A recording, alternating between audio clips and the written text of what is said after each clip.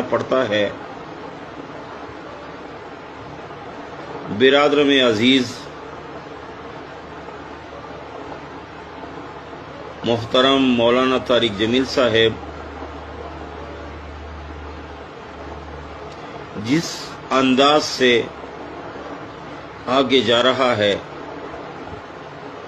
وہ نہایت پریشان کن ہے۔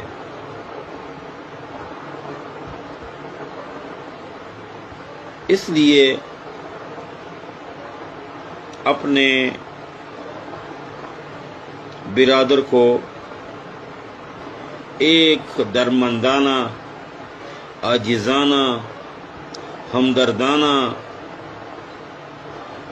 درخواست جملہ مسلمانوں کی وساطت سے عرض کرنا چاہتا ہوں کہ خدا را جہاں کھڑے ہو اس سے آگے مت جانا،